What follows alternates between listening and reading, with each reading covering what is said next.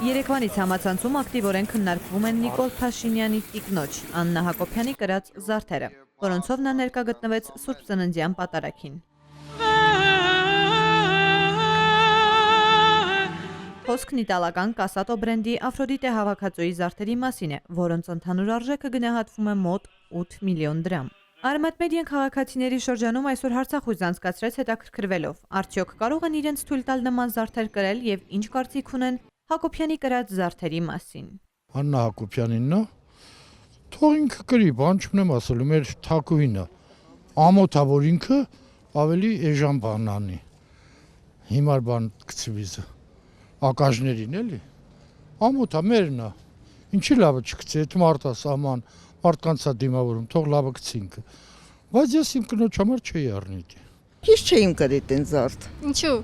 Չգիտեմ, իմ ճաշակով չէի, ավելի նուրբ եմ սիրում կրել, նուրբ բան զարդեր։ Կկրեիք այս զարդը։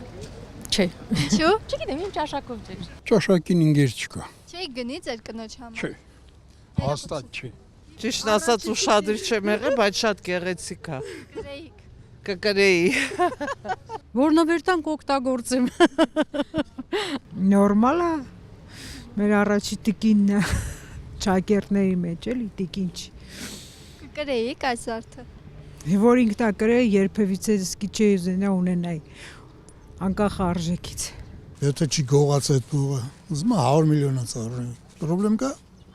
Դուք կգնեիք այս զարդը։ Չէ, սկի 100 դրամով չի գնի երևի։